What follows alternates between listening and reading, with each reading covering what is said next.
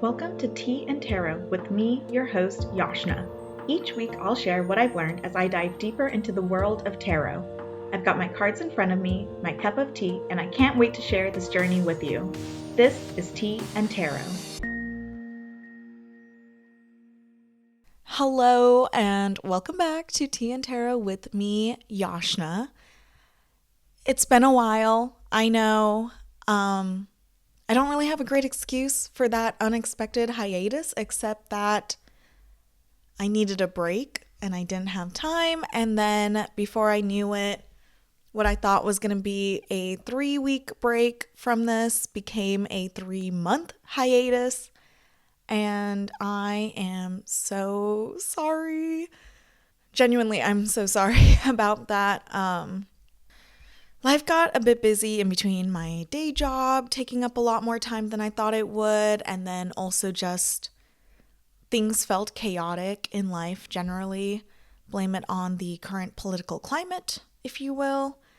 And then I told myself I was going to take a couple weeks away from this, focus more on work, focus more on taking some time to myself, and then those couple weeks just kind of snowballed, and then the longer I took a break, the harder I found it to get back into this. It became increasingly difficult to sit down, do my research, write the scripts for an episode, actually do a recording, edit some of the old videos that I still have in my repository, and bit by bit, I just kept procrastinating it. But recently, I've had more people asking me about this. I looked back at my YouTube channel and I found some really genuinely sweet comments. And it was all just so motivating to get back into this. I've been wanting to reconnect with my cards. I personally haven't even done a tarot reading for myself in forever. So this episode will showcase that as well. My first tarot reading for myself in a while. And yeah. I just want to say thank you to everyone who's been watching so far. All your comments and support mean the world to me, and I'm so excited to jump back into this. For this episode, to help ease back into it, I'm doing more of a mid-year reflection. So I did a New Year's spread a while ago, and I am going to take a look back at which cards I drew for each month till now, and just kind of verbally journal and reflect on how those cards have kind of lined up with what's happened so far this year. And if that's not that interesting to you, don't worry about it. Just skip this episode. Next week, I will be back with more major arcana breakdowns. So get excited. I am back. I'm not going on another hiatus. I am going to commit to getting some regular episodes out again. So without further ado, here we go. The card that I had pulled for January is Strength. I've talked about this one a bit in a prior episode, but it's funny looking back at this one because January was really a month of trials and tribulations, and I really had to stay strong, stay grounded to get through that month. For those who don't know, I live in LA, and January was the period of the famous LA fires, which were devastating to see and just the most turbulent couple of weeks with so much uncertainty and so much heartbreak. And then there was a huge shift at work with schedules and priority changes and just a lot more hours loaded onto my schedule unexpectedly. And then, of course, there was a huge shift in our political climate with inauguration and a lot of things that followed. And I just really found myself digging into my own inner strength and really trying to figure out how to get through it, how to still feel stable as the entire world was kind of shifting around me in what felt like a very irreversible, horrific way. But I will say one thing I did in January that I'm so glad I did was I did book a long vacation that I'll be talking about when I get to April. And I think that also ties to strength. Like, strength is not just falling back on what you're good at and that inner courage, but it's also knowing when you need to take a break, when you need to take a step away to really maximize your own energy, make sure that you are at your best at all times. So there was a lot of strength needed to get through January, and I think a lot of strength in knowing that I would need a getaway very soon and booking that vacation and putting it on the calendar for myself.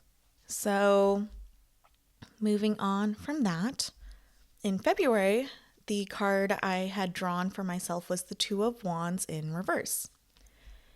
This card is all about choices and planning out your future a bit. I did pull it reversed, so it's kind of more about insecurities and feeling worried about your abilities or feeling worried about what your future plan is. It can also be a message to take time to figure out your path forward instead of feeling rushed. February was a very work-centric month for me. I was dealing with a lot of my own problems at work and really needed to challenge myself technically to address them and figure out how to solve this problem that was just super overwhelming for me. In a way, I think this card was really fitting, and I see it more as I'm reflecting back on that month because with how busy things got and how overwhelming it felt at the time, it was also the first time in a while I very seriously reconsidered my choices. I started thinking about what I was doing, where I am, is it the right thing for me? Work had started to get busier in January, and it carried through till March, basically till I went on vacation in April. So this month, I think more than any other, I had really started to consider what are my personal goals, what are the things that I want to be focused on that make me happy, and am I in the right place to be doing those things? And I didn't really have a decision because I hit my 5 years at work next year, and I really, really want to hit that. So I don't want to go anywhere. I don't want to leave what I'm doing, but at the same time, I knew something needs to change, or at least what I was doing is not sustainable. But because I didn't feel like I had a path forward. I didn't feel like I knew what the answer was. And I think this card is a good reminder that you don't need to know right away. You don't need to feel rushed to figure it out, make a decision and move on. Uncertainty is okay, and just take things one step at a time until you get where you need to be. So that was my February, and that is the Two of Wands reversed. And moving on to March is the Four of Pentacles. The Four of Pentacles is all about stability and holding your worth close to yourself. You don't want to let go of what you have, but you also need to accept that you're in a more stable situation and you can let go a little bit. I don't think I felt this way at all in March. I had to sit with this card for a little bit and kind of remind myself what happened in March. I don't journal. I would say this podcast has been a form of verbal journaling for me, but I don't journal. I really want to start and get back into it, and these are moments that remind me of that, so maybe this will become a new resolution for myself after some of the other things I'm working on now. But yeah, I did not feel stable. I didn't feel that grounded in March. I think March was like very turbulent for me. I was working a lot more hours than I should have been. I think I took a step back from a lot of the things that bring me joy in my day to day. I took a break from this podcast. This is when my unexpected hiatus began. I told myself I would take a couple weeks, and in April I would get back into it. And I think it was the right decision at the time, and it helped me at least focus more on one thing instead of spreading myself too thin. But this card being about stability, I would say that's not quite where I was, but I think I took some of the steps and set some boundaries for myself in my personal life that helped me create a little more of a stable structure at work, create a little more of a stable structure for my mental health as much as I could, given where things were. And though that hiatus ended up being a lot longer than I thought it was going to be, I think it was the right couple steps back to take. And in a way, I am leaning into the letting go a little bit, not because I felt stable, but because in order to create a more stable environment, I had to let go of a couple other things temporarily so that I could really focus on myself and just get what needed to be done. And while it might not sound great, it might not sound like the greatest approach, I think it worked out well because then I stepped into April, which was a very nice month for myself. The card that I had drawn for April was the Fool in reverse. The Fool, for anyone new who doesn't know, the Fool is my light seer card from the deck. That means it is the card that resonates with me the most. Whenever I lay out my deck, this is the card that calls out to me the most out of all of them. And I think the one I always tend to connect with the most whenever I pull it out in a reading or a draw. And generally, because it's my light seer card, it holds a lot of meaning as well. So when this does come up in a reading, it's even more of a milestone card, more of a major shift card than the typical major arcana would be. So this was a really cool card to get in my New Year's spread. I'm so glad it was in there. It is in the reverse, not in the forward position, which is interesting. And while the Fool is normally about new opportunities and growth, in the reverse, it's kind of cautionary to not be impulsive, to make sure that you know your information. It can point to naivety and maybe a little bit of lacking information. So I kind of mentioned this already, but in April is when I thought I was going to get back into this podcast, and I thought I was going to do it while I was on vacation. I took 3 weeks off and went to Europe, which was extremely nice. I had never been to these spots before. I went to Ireland, Scotland, and England. Absolutely amazing, phenomenal trip. I had brought my laptop with me and I brought my cards with me, and I totally thought I would have enough time to like sit down, reconnect with my cards, get back into the podcast. And then, I mean, maybe unsurprising to anyone who listens to this, but I just got so taken away with the landscapes there, the nature, the culture. I was just fully immersed in my vacation, and I decided, you know what I need more than anything right now is to just shut my brain off, enjoy being here, and just let myself go. And I think what's really funny about this being tied to my Light Series card is that in February, I was kind of considering, am I in the right place? Am I doing the right stuff? And while I was in Europe, I really had this moment of, should I move here? Should I leave my home? Should I do something different? Maybe go back to school and apply abroad for a period of time? Is what I'm doing right now really the right thing? And this is such a classic travel thing, right? Of you go somewhere and day one, you're like, oh my God, I could totally move here. I could see myself living here, which isn't always the case. But I think really being there for 3 full weeks had me immersed in the culture there. And it really had me thinking what I want to do and where I want to be. And the really good reminder from this card is to not be impulsive with that decision. Don't just suddenly rearrange your whole life for it. But to really take in those thoughts, take in that moment of reflection and keep it in mind for the future, but to not be rash in any decision making. The naivety part of this card is also really interesting to me because I did think this trip was a huge eye-opener culturally. There's a lot that I'm ignorant of in terms of how the world works.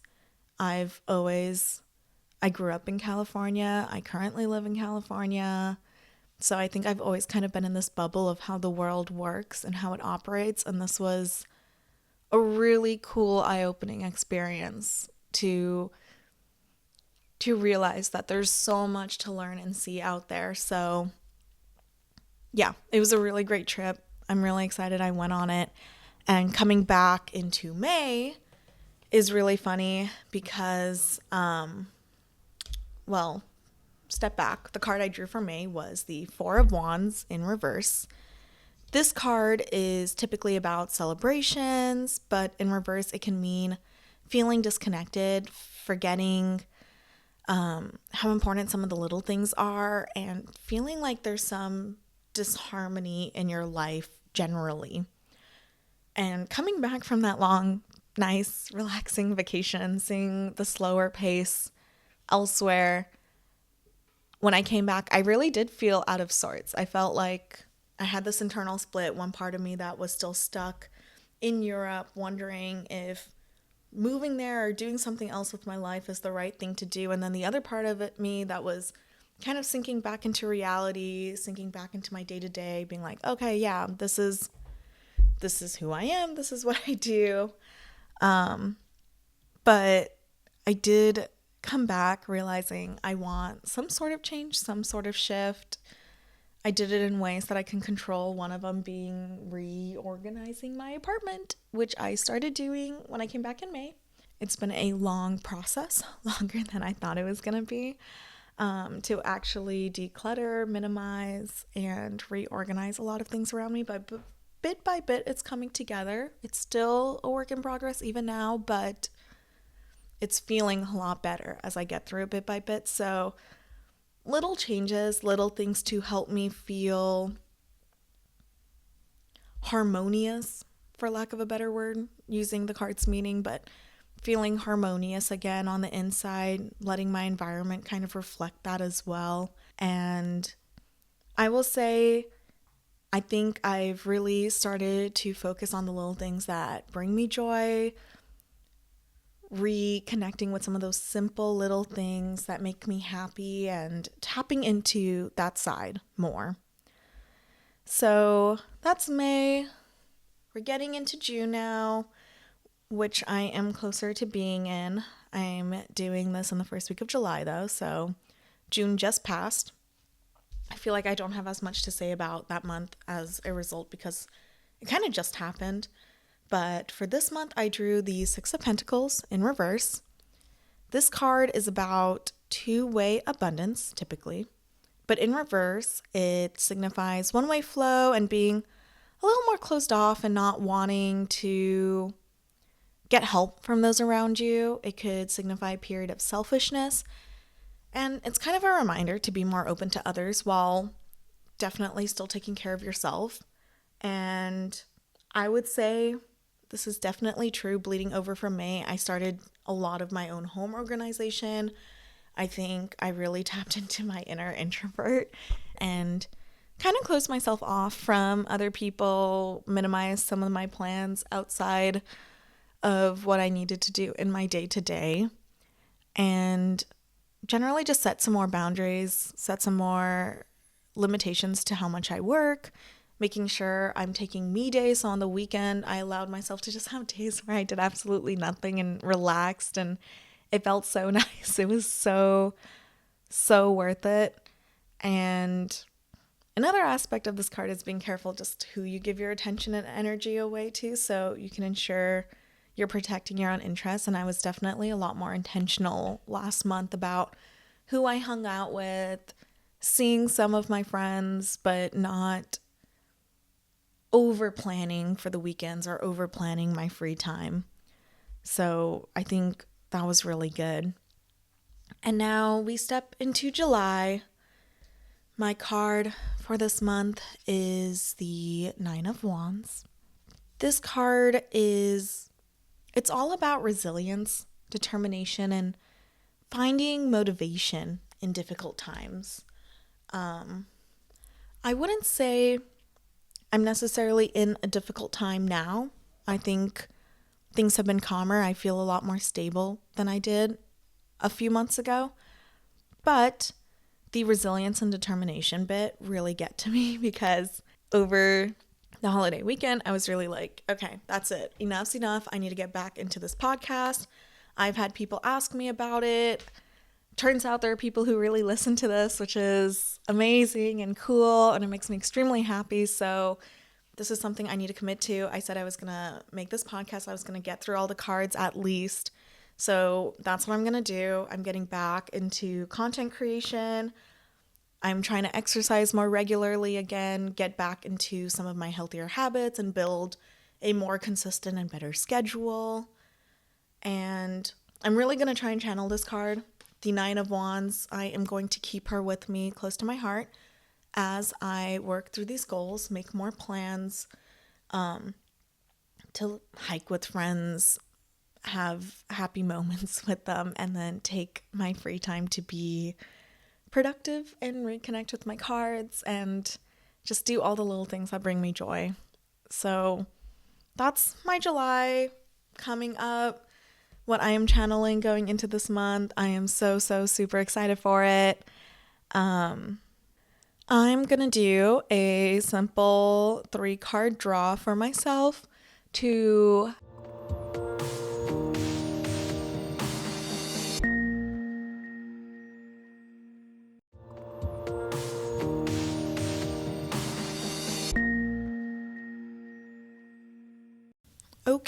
to wrap up this episode.